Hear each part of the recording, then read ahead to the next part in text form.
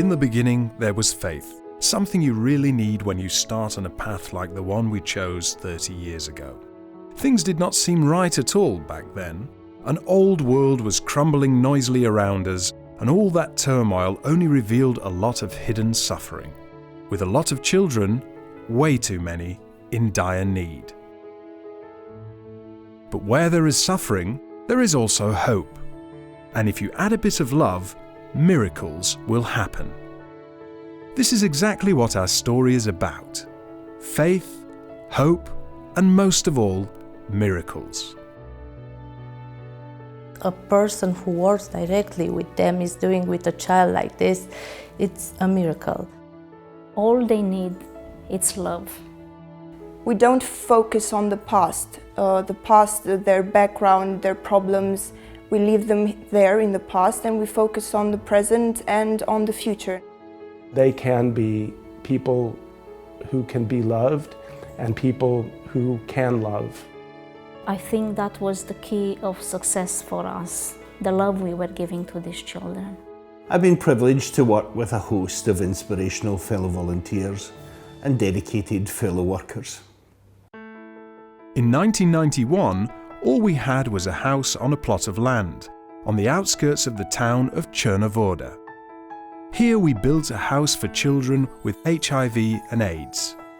From there on, aimed with faith, hope and love, we started to build and to grow.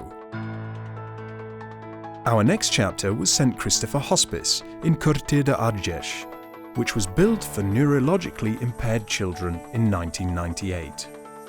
Another similar centre, St. Margaret, was opened 1 year later in Bucharest.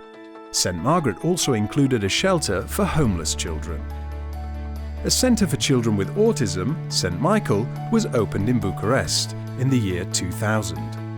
We are proud to have provided homes where children are loved and cherished, regardless of their diagnosis or social condition. We have turned death into life, and the sadness in the eyes of an ailing child into a hopeful smile. We have not stopped. In 2003, we renovated an old school in Pitești, turning it into St. Andrew, a centre specialised in caring for chronically ill children. In 2006, we established St. Nicholas in Bucharest, a centre for child development. The following years brought funding from the EU. Our ability to show financial responsibility along with care for children gave us grants in these years. It's just opening a door for a child who just discovered by himself or together with a specialist how much he can do it in life. I was seeing a lot of children with disabilities that could and have a good integration. The kids have developed incredibly. I noticed they learned the names of the staff, they learned emotional resistance. When they came here, they had a lot of problems with anxiety and difficulty in interacting with people.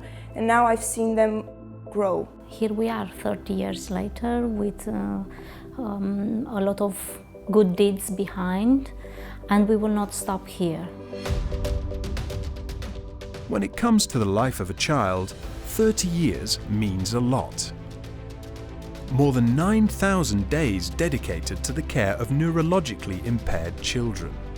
Almost 10,000 days of specialised treatment for children with AIDS. More than 2 million in Christmas gifts, with 16 trucks carrying goods from the UK to Romania. We did the math. Almost 270,000 therapy sessions for neurologically impaired children. More than 500,000 therapy sessions for children with autism. We had in mind all the time, and our goal it was to give a better today for children who may not have tomorrow. And I think the number of smiles we produce, if I can say like that, I think that's the measure for our activity. I have learned so much from the young people and the children, how despite their circumstances, they can smile and be happy. And that's really an amazing thing to see. I've also learned a lot from the staff. They have taught me about compassion, about love, about care, about commitment. At times we cured, but each and every time we helped and gave hope. And we never gave up. We thus became the family that many of these children never had. We have managed to do this because of you, the people who have made donations and supported us along these years. This is the real core of mercy and love. The greatest and most beautiful success stories have been possible due to you. We have all achieved quite remarkable success, often on a shoestring budget. I'm proud of what we've achieved, and the children's lives saved, and those whose today and tomorrow has been changed beyond measure, so offering them a better future. This is why we will not give up now. We continue to ask for your help and support. Who could ever give up on the life of a precious child?